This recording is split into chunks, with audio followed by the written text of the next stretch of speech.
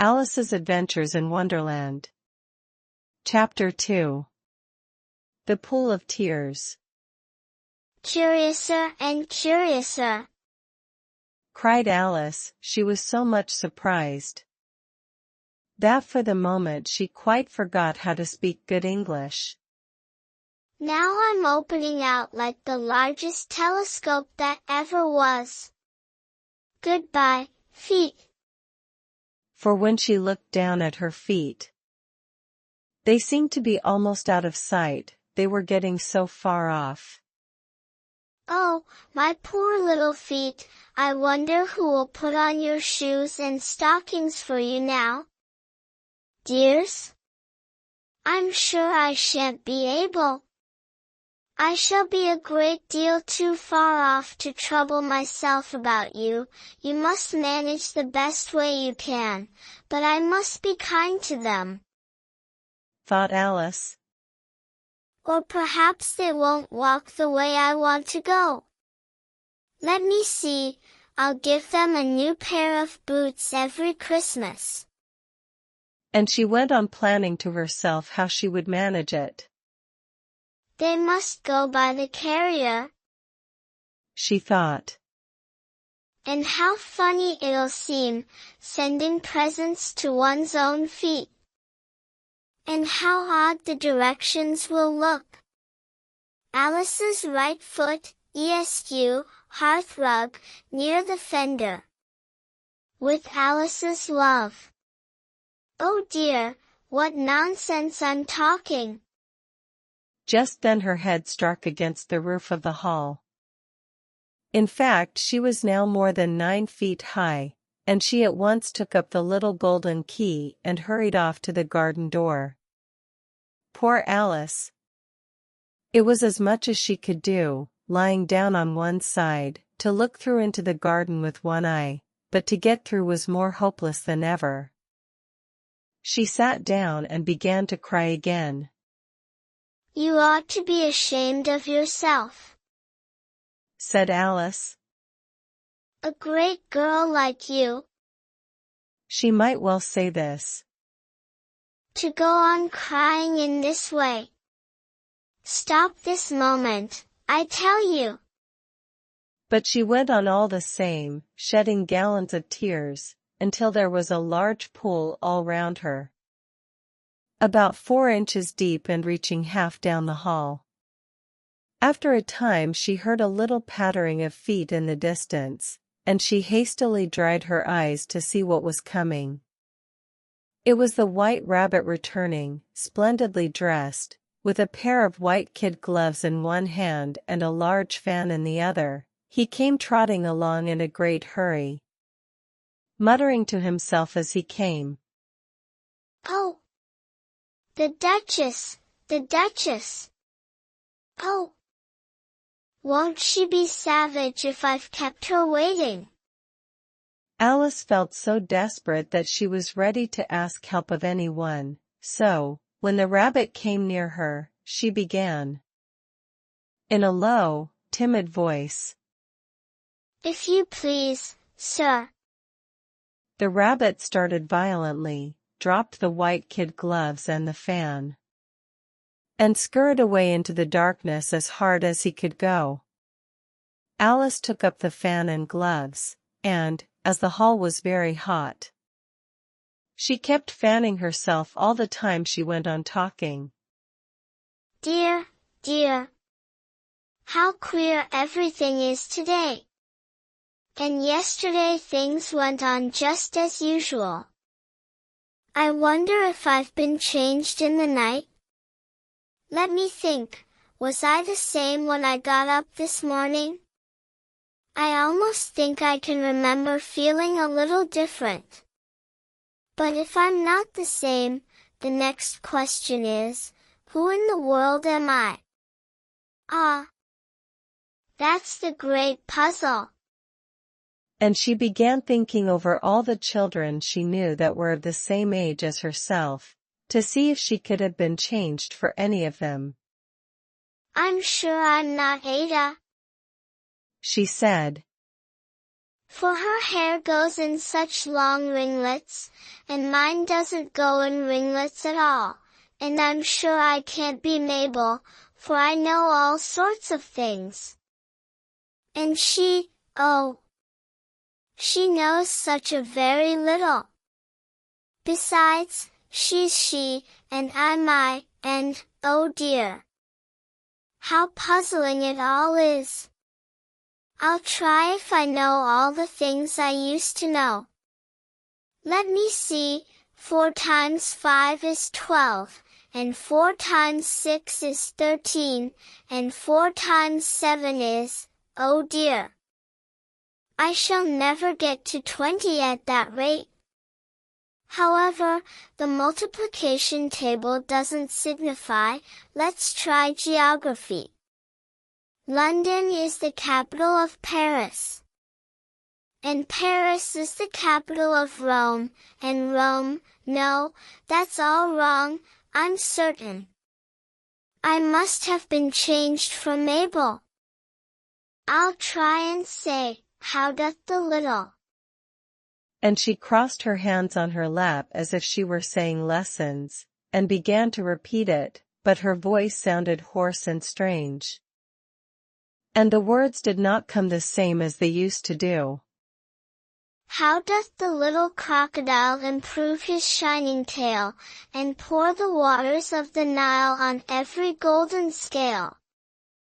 How cheerfully he seems to grin, how neatly spread his claws, and welcome little fishes in with gently smiling jaws. I'm sure those are not the right words, said poor Alice. And her eyes filled with tears again as she went on.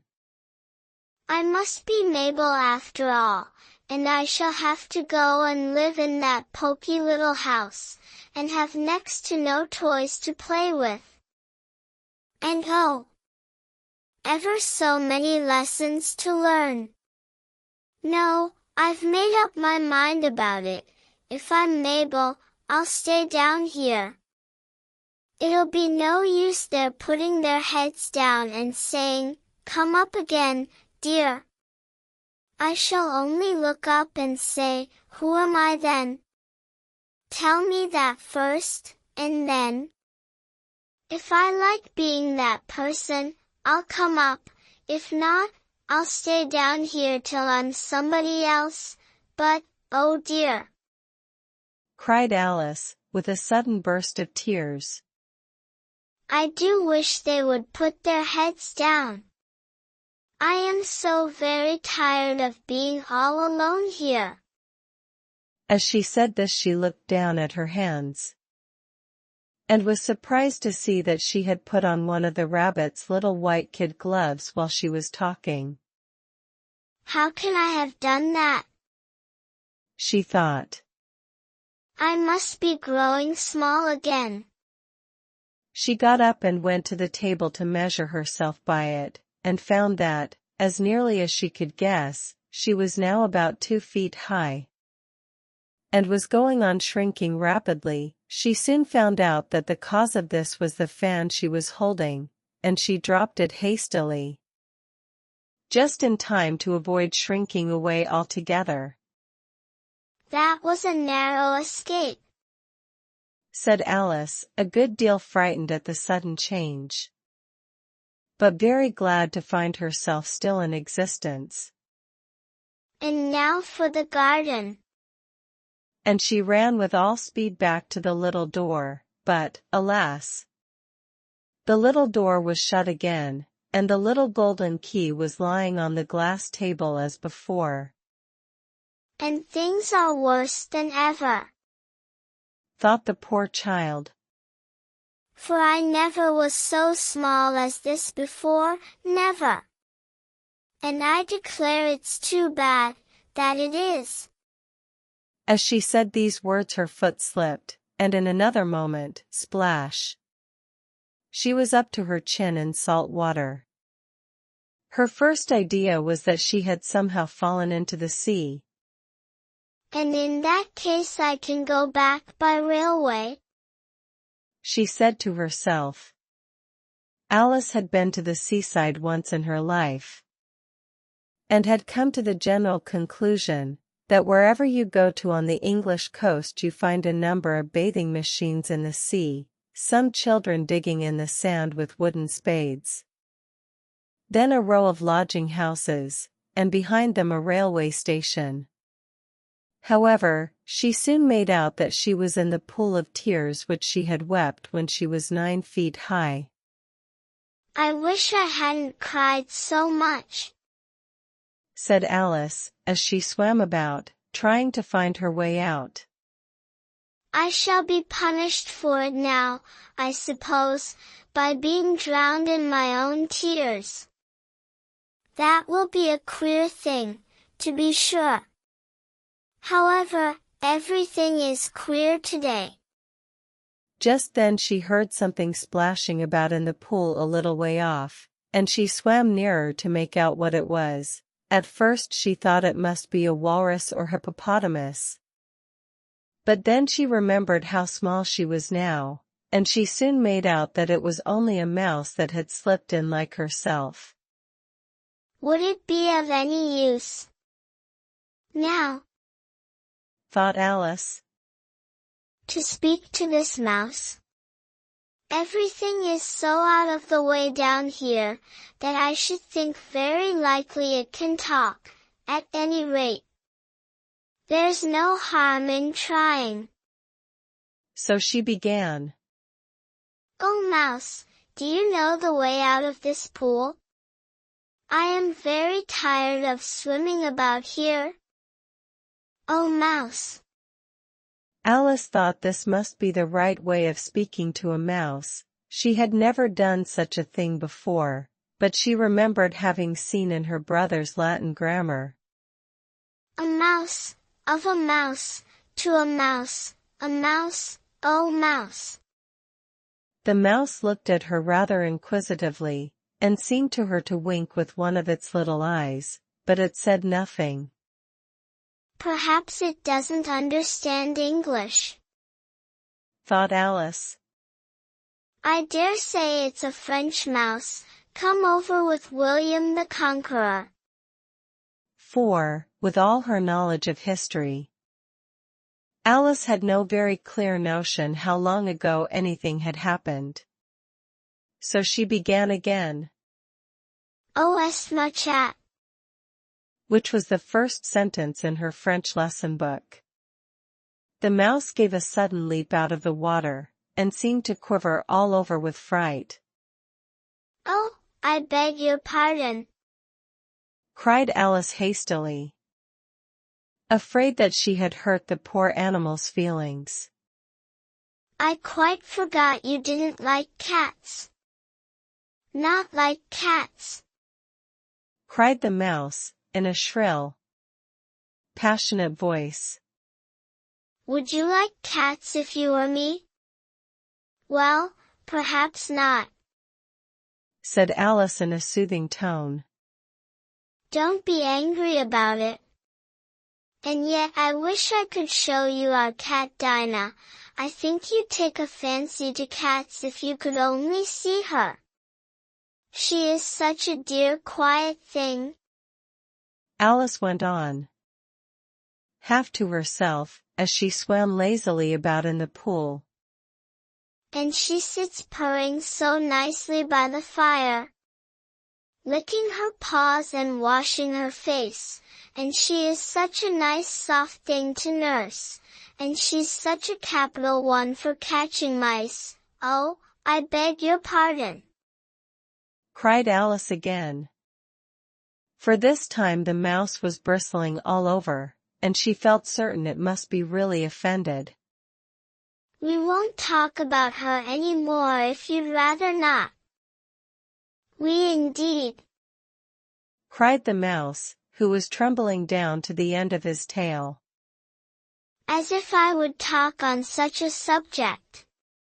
Our family always hated cats, nasty, low, vulgar things. Don't let me hear the name again. I won't indeed, said Alice, in a great hurry to change the subject of conversation.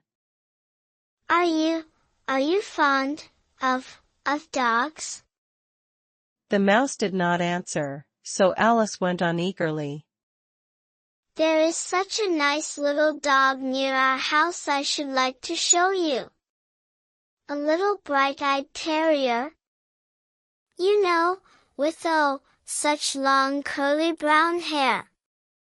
And it'll fetch things when you throw them, and it'll sit up and beg for its dinner. And all sorts of things, I can't remember half of them, and it belongs to a farmer, you know, and he says it's so useful, it's worth £100.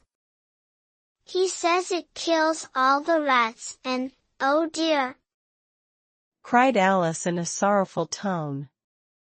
I'm afraid I've offended it again. For the mouse was swimming away from her as hard as it could go, and making quite a commotion in the pool as it went. So she called softly after it.